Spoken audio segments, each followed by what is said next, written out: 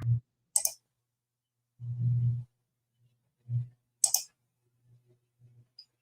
evening, everyone. Today is the fourth day of our Linux Essential for Cloud and Cloud DevOps and Cybersecurity training. Before we proceed with today's class, I would like to quickly summarize what we've learned so far in this training. On the first and second day, we start talking about the introduction to computers. Then after that, we talked about the Linux operating systems. Then we talked about the distributions of Linux that we have. We say we have the Debian's family and we have the Fedora's family. Then yesterday we talked on the third day, we talked about some basic Linux command, like how to create file and how to create directories, how to move from one directory to the other, or how to navigate directories and files. So today we are going to continue the section. We are going to be talking about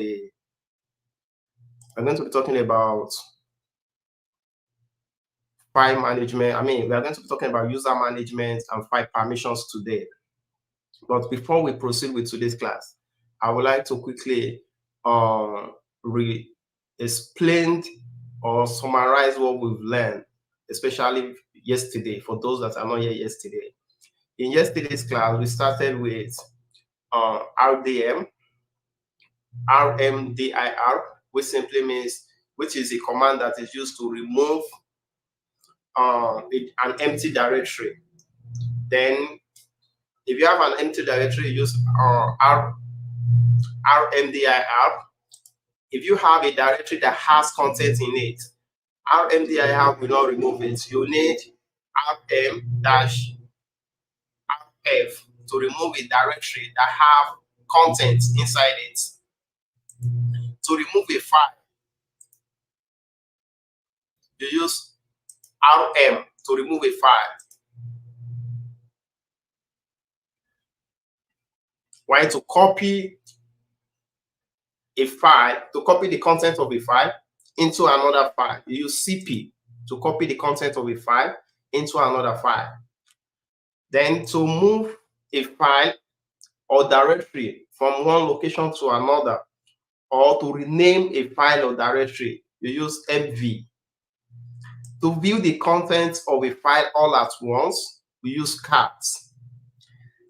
To see the the first 10 lines of a file, you use head.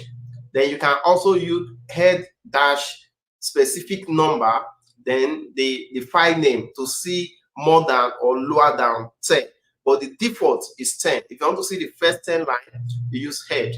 While if you want to see the last 10 lines, you use tail. And if you want to see an interactive content, then if you want to view the content of a file interactively, then use less. With less, you can also search based on keywords. You can also search based on keywords. Today we are going to be looking at file hierarchy, users and groups management, and file permissions. With this, I would like to begin today's class. I'll be sharing my screen.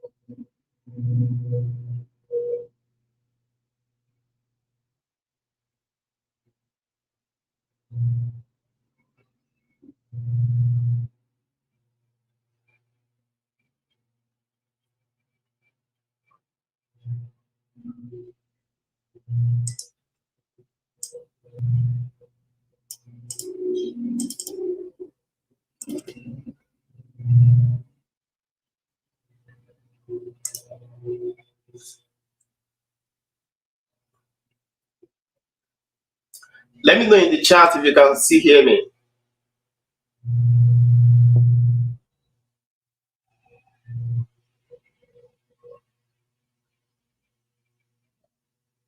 Can you guys hear me? Just put a comment in the chat, like yes, if you can hear me.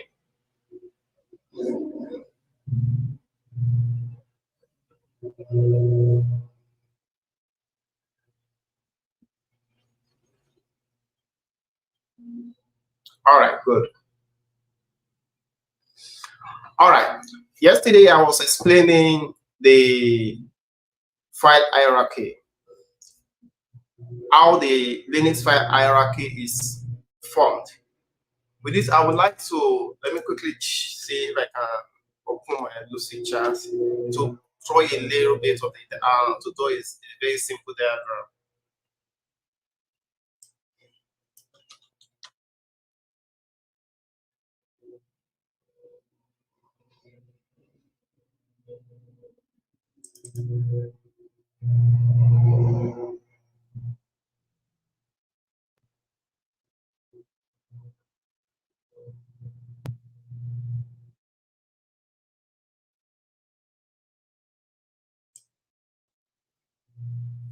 All right, I'll be using this diagram to quickly explain the file hierarchy.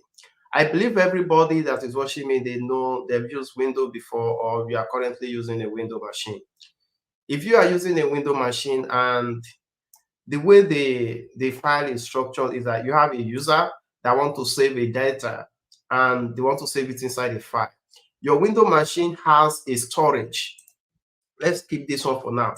Your Windows machine, your Windows machine has a storage. So that storage that your Windows machine has, it has a mount point.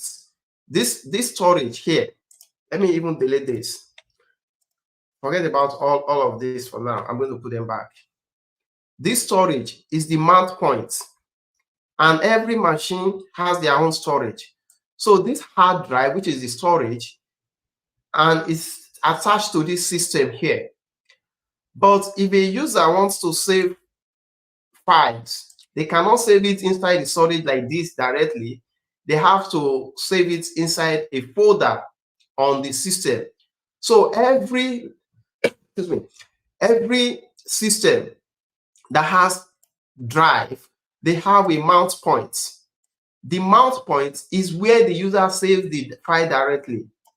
So this hard drive would be mounted to this computer using this mount point. For Windows, the default, the default mount point, the root mount point for Windows is called the C drive. If you go to your Windows system, you will see a location, you see a drive called C drive. That is the root drive, and that is where the hard disk is mounted. So any users that want to save something on the system are going to indirectly be saving it inside the C drive. But they may not save it directly inside the C drive. They might save it inside a file, inside a folder that is in the C drive. So the folder they might name the folder based on the users. That inside the C drive, you're going to have a user. And if you have multiple users, then each user will have their own. If you have multiple users, each user will have their own file. So for instance, let's say we have admin. So admin will have its own file inside the user. Then we have, let's say we have Sam. Sam too will have his own file inside the user. And let's say we have Robert. Robert too will have his own file inside the user. Robert too will have his own file inside the user. So all of them, they are stored inside these users. So what that tells us is that indirectly, all the files, if you want to save something now, maybe if you log into the user as Robert, let's say this person here, this user is, let's see if you can use just one single user. This look like a group of users. So let's locate, let's see if they can see only one single user.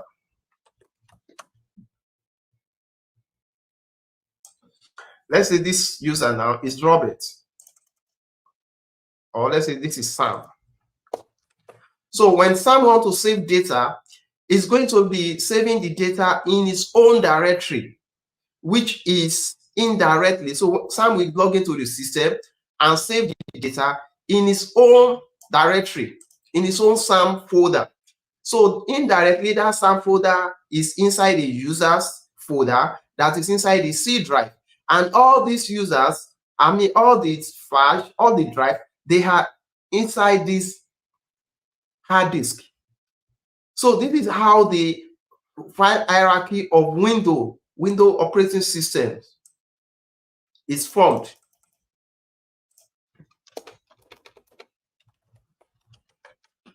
Windows OS. But here now, if we need, maybe this file, this hard disk is full, then we need another hard disk. Guess what is going to happen? Let's say we buy another hard disk. With this, we need a mount point again. With this, we need a mount point.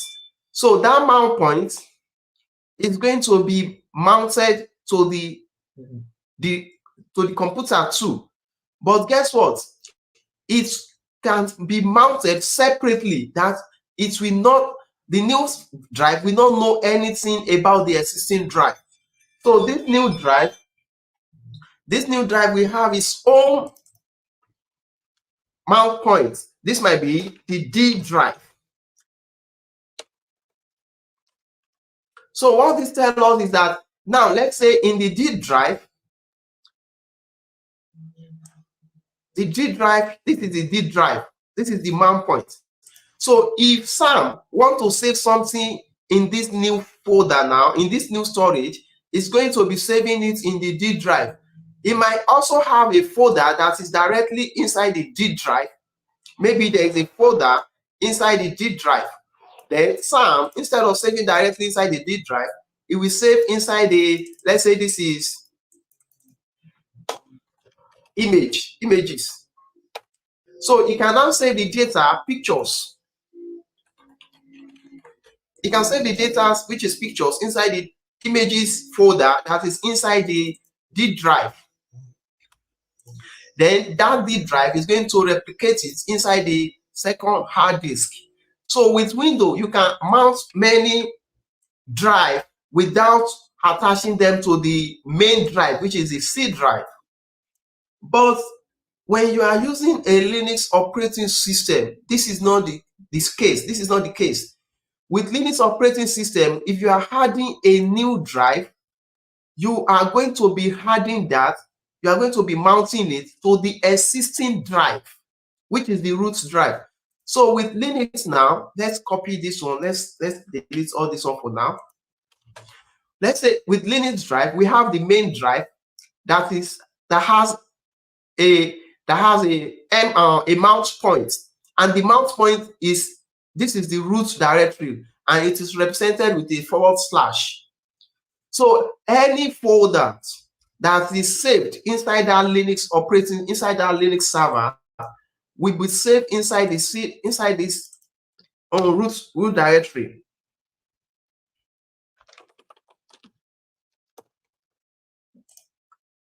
So any server, any file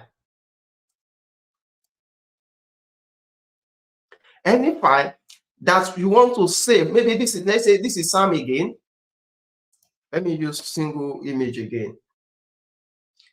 Let's say this is Sam now. Sam is now using a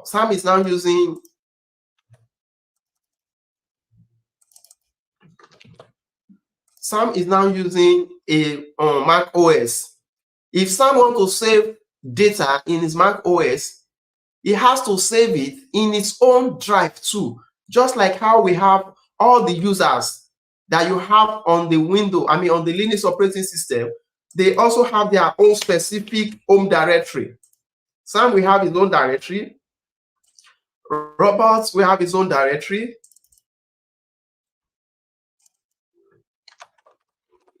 And admin too, we have its own directory. If there is an admin, let's just say a YouTube admin, just a user, not actually the admin of a root of a Windows system. Let's say YouTube admin.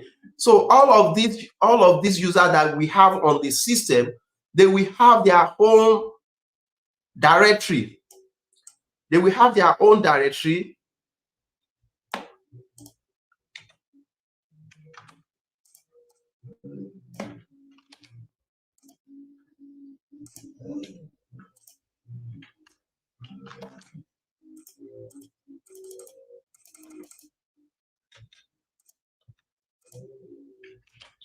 All these users will have their own directory.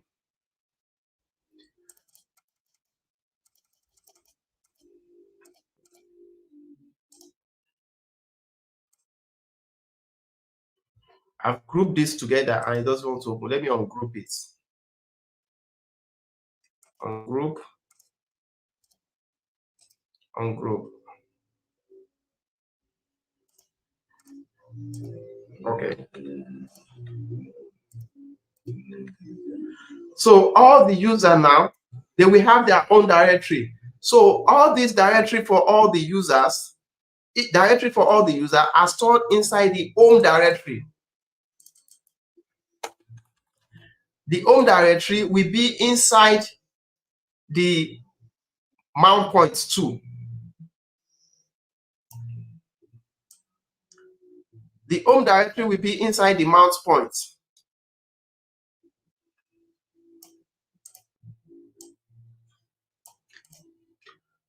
So the home directory will be inside the mount points, and all these users, they will have their own specific place, and all of them will be mounted inside the mount points too.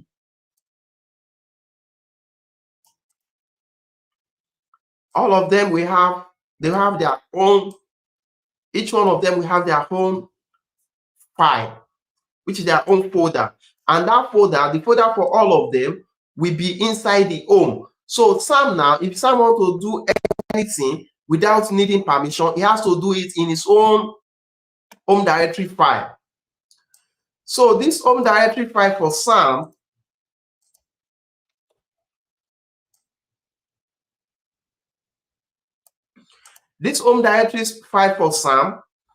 when Sam saves any data inside this particular home directory, inside his own directory, it's going to be inside home, and it's going to be replicated inside the root device or the root directory, and it's going to be saved in the hard drive. But what now happens if this hard drive is full? If you need another hard drive, that means now that if we're going to buy another hard drive, but this hard drive, unlike Windows, is not going to be mounted directly to the system like how we have it in Windows case. It's going to be mounted to a directory that is already in the root directory. So the directory that is going to be mounted to can be anything, but the default mount point is going to be MNT rather. So what that tells you is that if you are using a Linux server, if you want to go to a particular folder or file, you have to pass through the root directory. So that is why any folder you want to go to in Linux, before you get to the folder, you have to get to the root. That is why you have something like that /var or /etc or /mtn. That tells you the file that you want to access is inside the root directory indirectly. So this is the file hierarchy of Linux, and this is one thing that differentiates Linux from Windows operating system, especially if you want to mount a disk. So now, without being explained, this is a full structure of Linux file hierarchy. You have the root directory, and inside the root directory, there are other folders, and each of these folders have specific things that they do. They have specific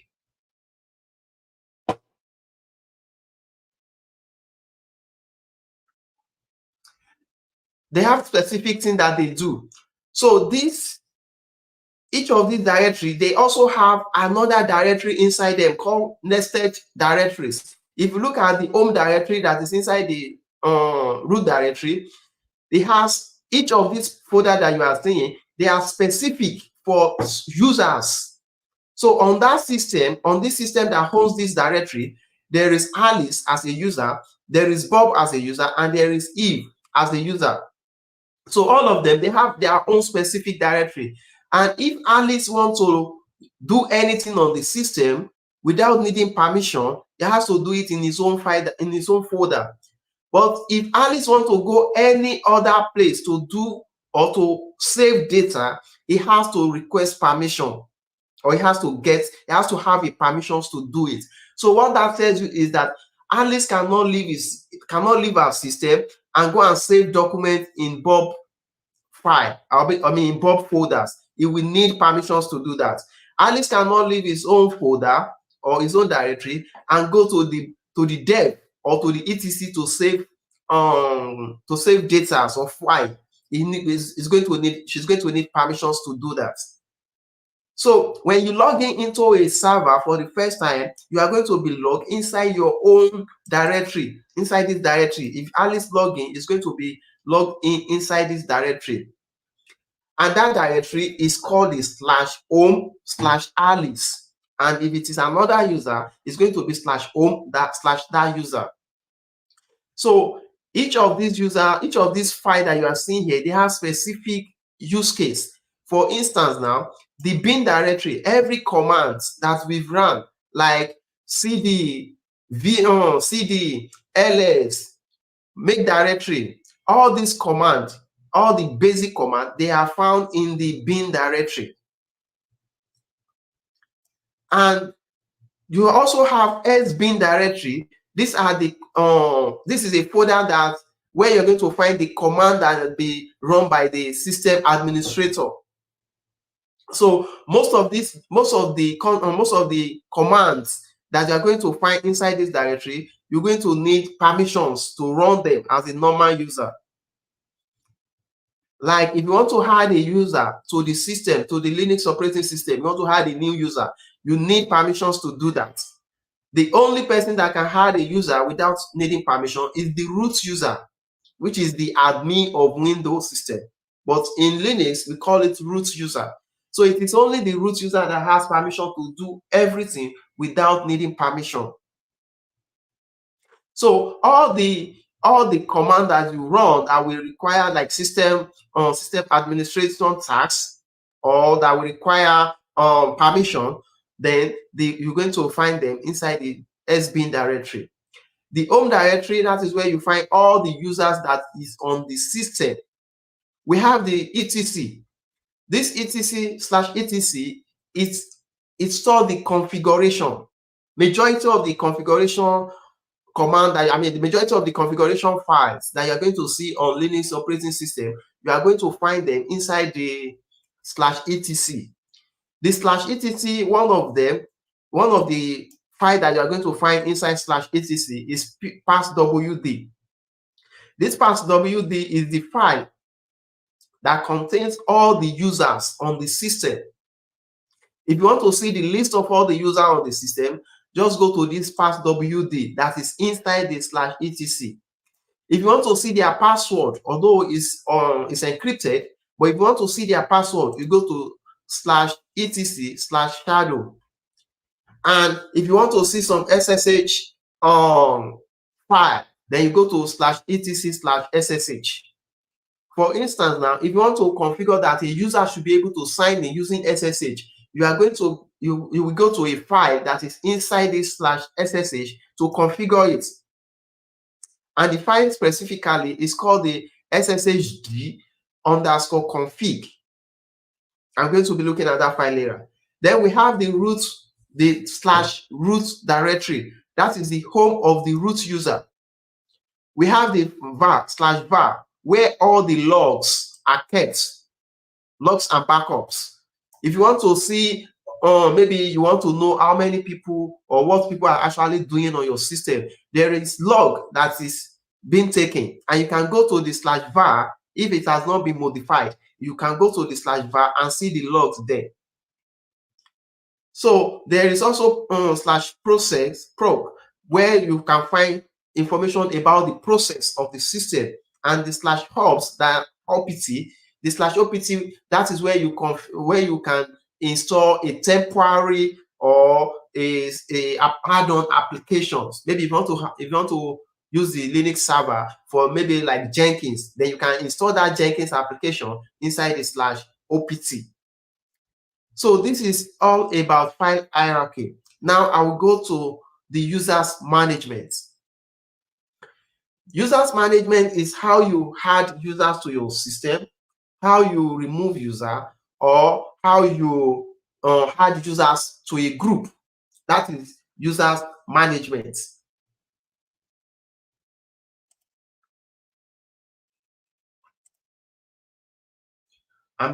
Let me look at the comment section. Maybe okay.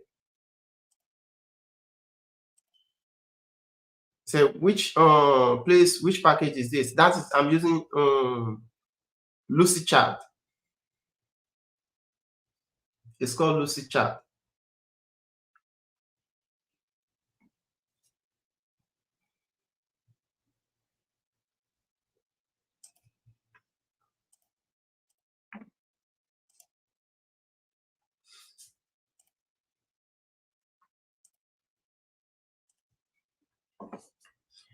All right, user management. If you want to add a user, you do user add or add users. So let me go to the command. Let me go to the hands-on. So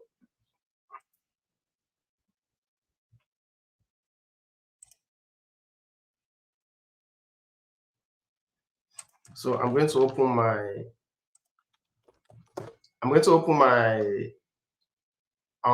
terminal. So this is my Visual Studio Code. I've already opened the terminal. Then these are the file that we have so far. We have the key for our server. So I'm going to connect to my server again today. Let me see if I can just press up. Okay, I can using before. I accidentally terminated it yesterday. I forgot that I've still needed it today. So I'm going to be using this new server. So here, I'm going to be using this new one server. So I'll just connect to it. I'll be connecting it to it directly from my AWS account.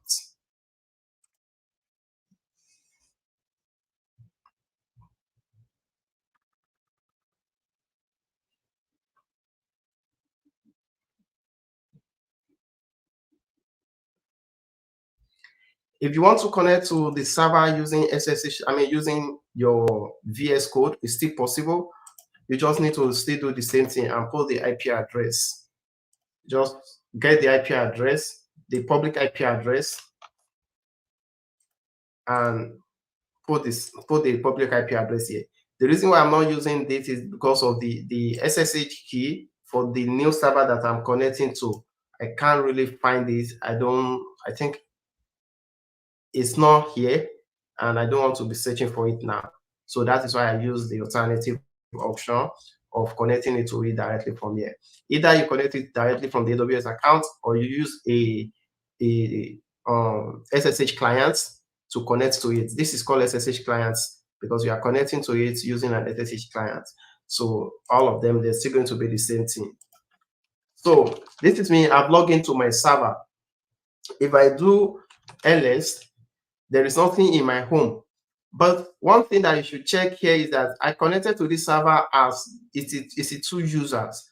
So if you do, excuse me, if you do pwd, it's going to tell you that we are inside the home of EC2 user. And this is what I explained earlier, that every users, they have a specific folder for them that were stored inside the EC2 user. So anything they are doing, they will be doing it directly in their own folder, and they don't need permission to create file or folder. But if I go outside of this particular folder now, then if I want to create folder or I want to do anything, I will need permission. For instance, look at this.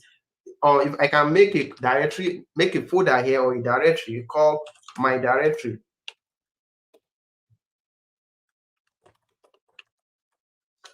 I don't need permissions to do that. Now let me go cd in slash var, and if I go and make a directory here, make a directory inside this place called my directory 2.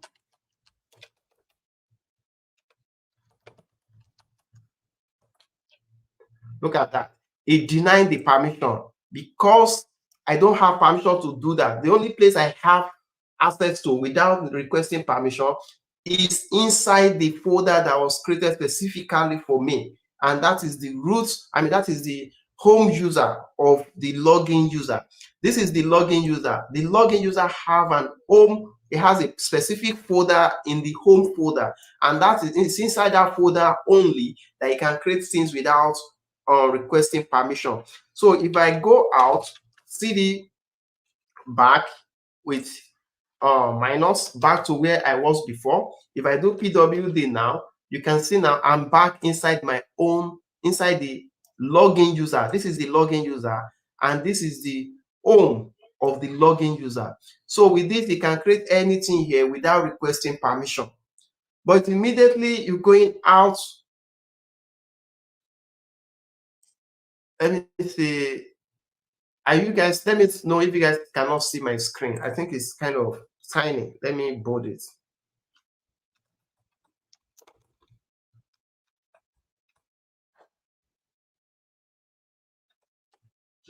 I think it's bold now.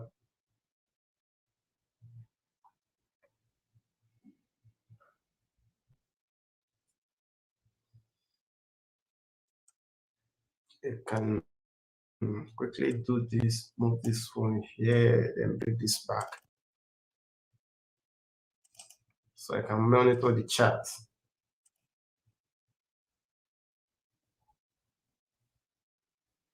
Yeah, I think it's better now. Let me close this one. So now you can see that we are inside the slash the home directory of the login user. This is the login user, and we are inside the home directory of the login user. And you can create anything here without requesting permission. But anything outside from here is going to need permission. So if you want to see all the users that are already on the system, that is where we said, if you go to let's say to the root, this is the root directory that I was explaining. This is the root directory where every folders and file are attached to indirectly. So if you go into this root folder, every other folder they are here, they are inside this root directory. And you can see the home directory. Inside this home directory, that is where all the users, we have their own specific folder where they can create things. Inside this /etc, that is where most of the configuration files are kept. So if you go inside that place, because we are currently inside the root directory, so we don't need to put slash whenever I want to go to any directory that is already inside our current working directory. So now that I'm currently in the root directory, the root directory is my current working directory. So I can do cd into the /etc. Now that I've do cd into the /etc, if I do ls, you see a lot of file.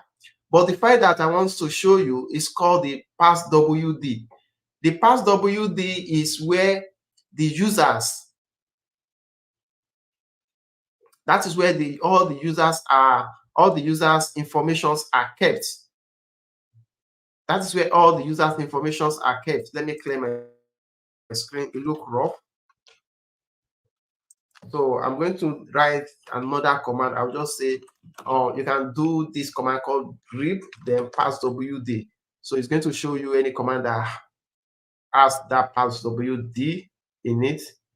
But let me keep this one for the bash script class. So I'm going to do, let me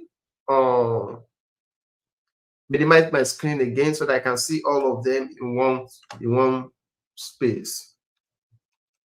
So if I do ls again, now it shows better now, unlike before that it looks scattered.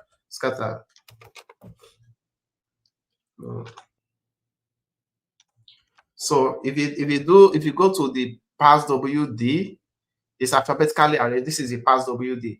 Inside this folder, I'm inside this file. Remember, the file are colored white, while the folders are colored blue. So inside this folder, inside this file rather, you're going to see all the users. So if we do cd, if we do cat that particular file, we are going to see all the users that we currently have on the system.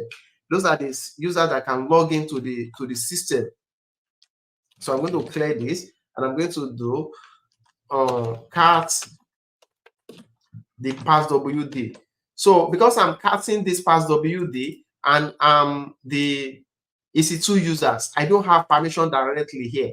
So if you want to run per command without permissions, if you want to run command that you do not have permission for, you can append, you can start the command with sudo, which called sudo passwd. So it's going to give you the permission to run that file. So if I do sudo passwd, it's going to list out all the users that are already on the system.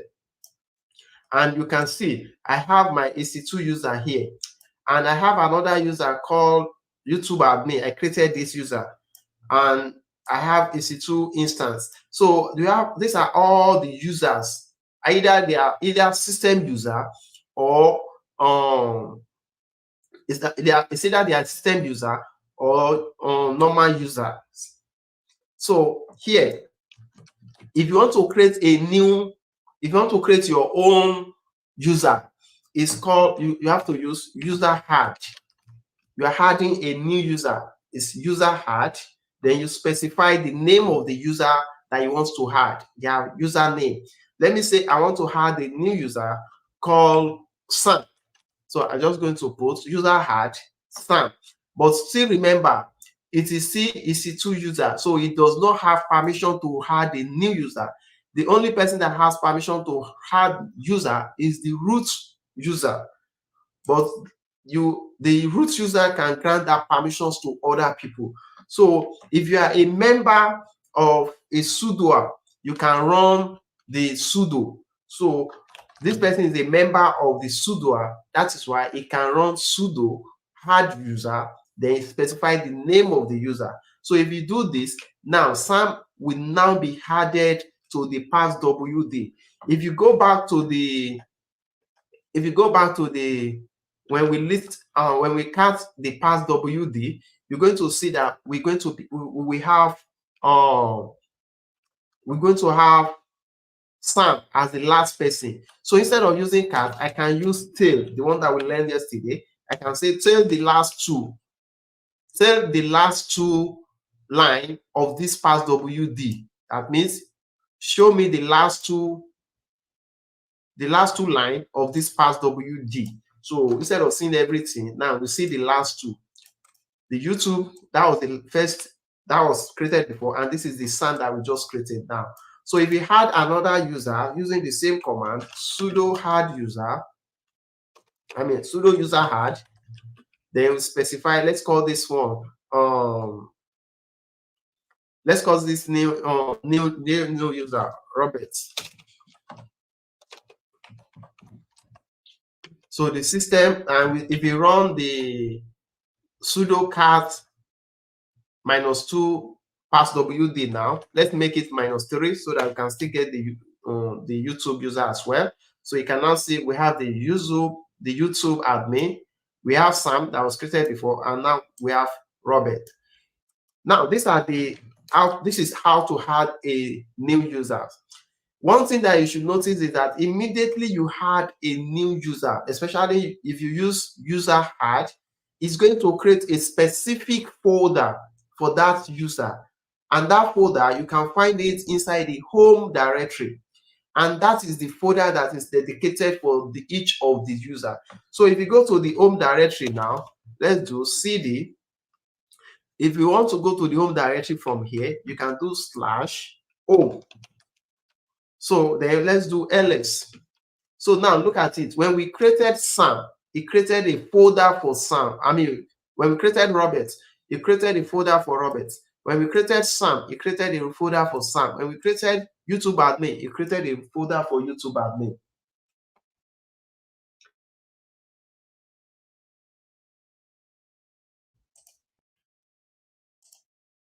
So this is how to add users. But one thing that you should notice here is that if you do ID, it's going to give you the ID of this user. Every user has their own ID, and the group that they belong to also have ID.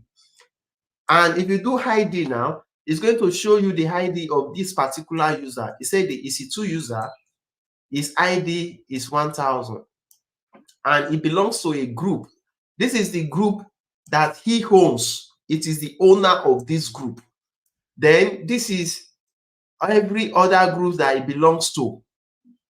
You can see it belongs to the group that he owns, which is the main group. It belongs to AMD group, which is admin group. It belongs to Will group, and it also belongs to System D journal group. So if we want to now switch to to the new user, let's switch to one of the users that we just created. Immediately you create a user, the first thing you want to do for that user, you want to give that user a password. So to give this user a password, we just do passwd. Yes, this is passwd. That means you want to give a user a password. This passwd is different from the passwd when we refer to a file. This passwd is a command.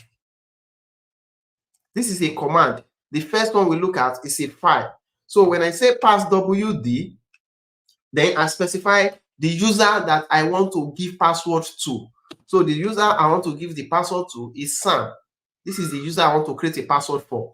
So, but still remember, the passwd2 is a privileged command, so it cannot be run without permission. So I need to add sudo in front so that the EC2 user can generate a password for Sam. Without this sudo, the EC2 user cannot generate a password for Sam. So, but with that, it can generate. So if you press enter now, it will now say, okay, what is the new password?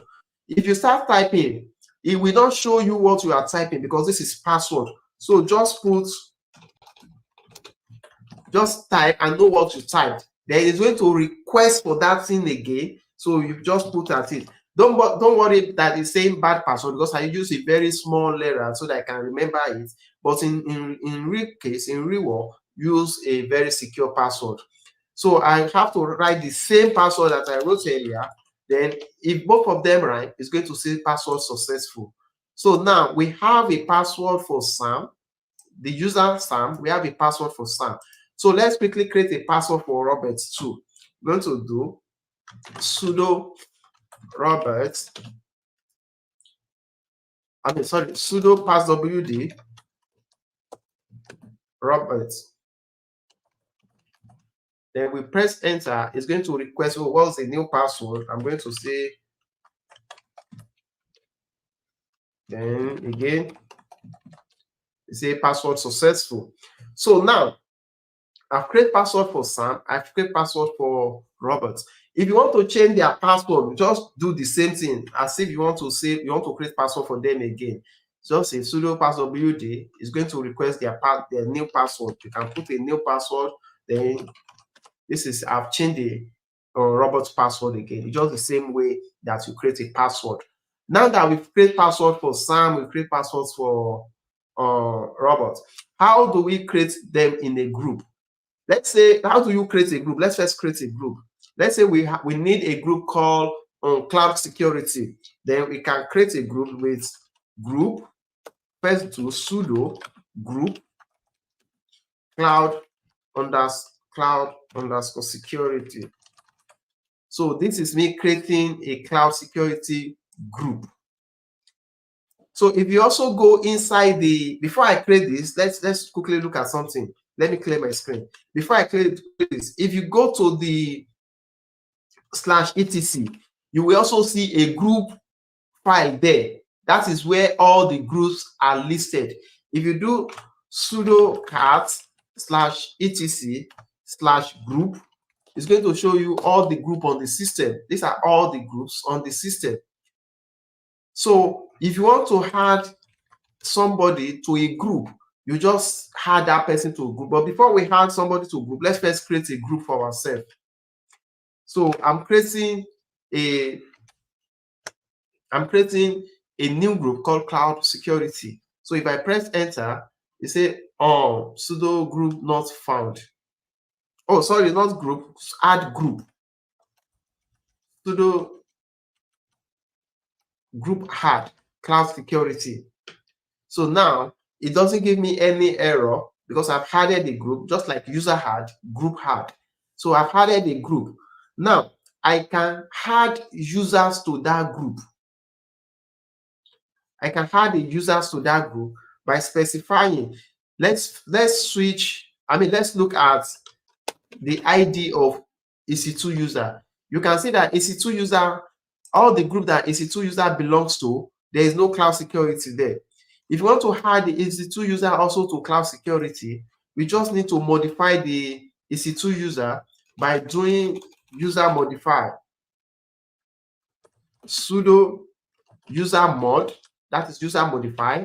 Then you have to put that AG. When you say user modify, then now you have to put the name of the group. The name of the group is called Cloud Security.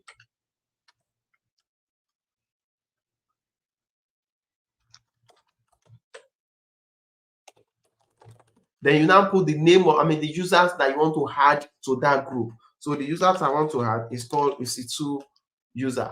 So now if I do ID, you're going to see that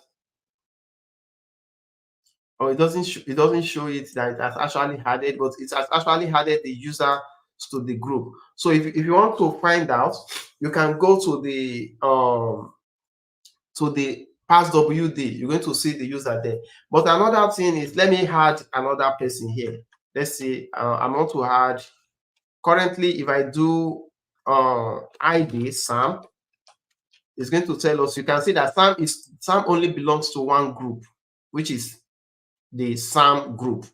So let's add Sam to, instead of adding the EC2 user, let's add Sam to the cloud security.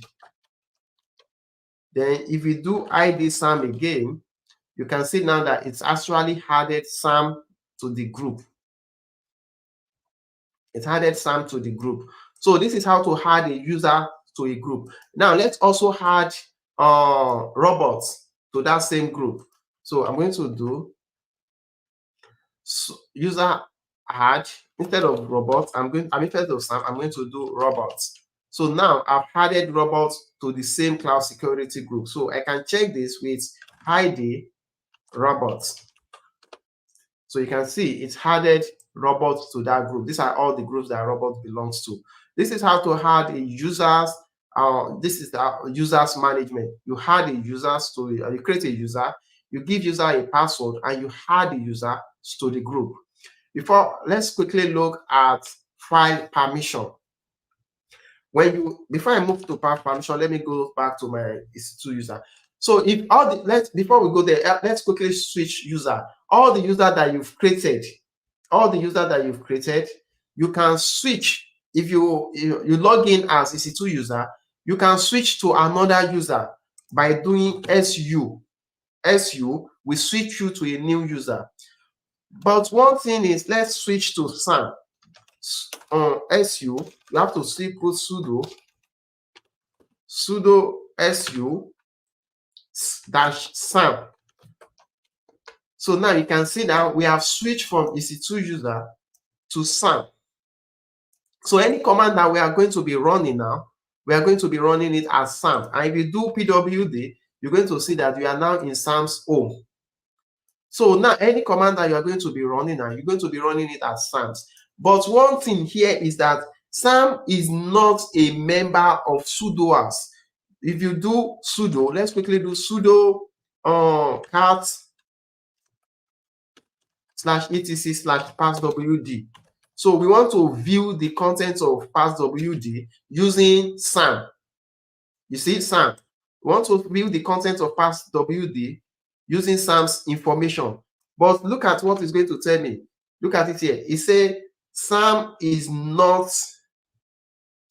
do not have sudoer. So if I put password there, it's asking for password. If I put SAM password there, it's going to, it say SAM is not in the sudoers file. The incident will be reported. Because SAM is not a member of sudoer, so SAM cannot run sudo. If you want SAM to be able to run sudo, that means you have to add SAM to this group called will. Or if you are using Ubuntu, you have to add SAM to sudo group. So now let's go and add SAM to sudoers group. So I'm going to exit first to go back to EC2 because SAM cannot do it by himself. So I'm going to go back to EC2 and then I'm going to do sudo.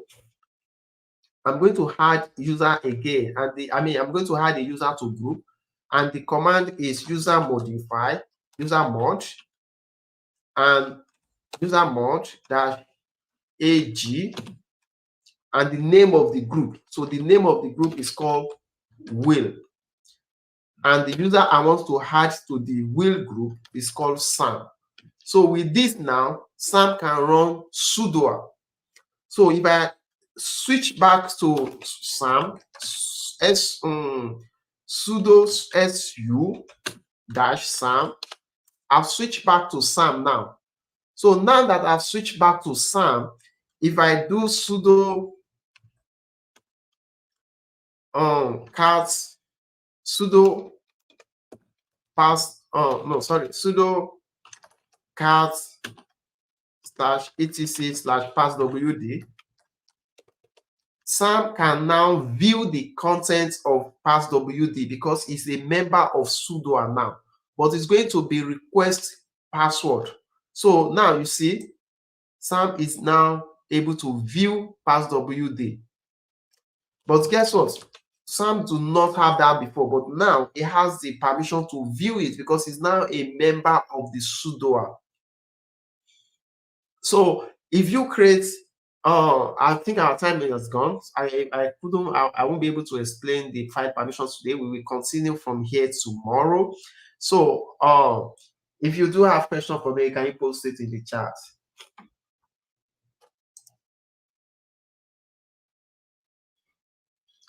So today we've looked at the Linux file hierarchy, and we also look at the users management. So tomorrow we're supposed to do file permissions today, but we can't. So we're going to do file permissions tomorrow before we proceed to package and process management.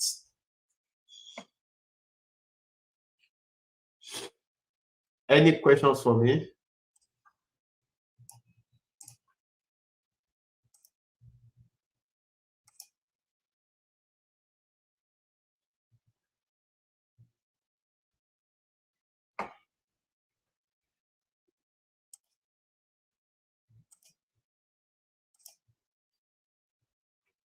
Do you guys have any question for me?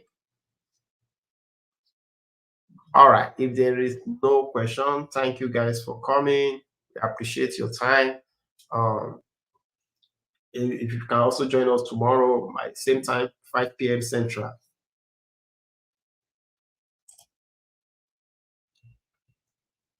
All right. Bye, guys.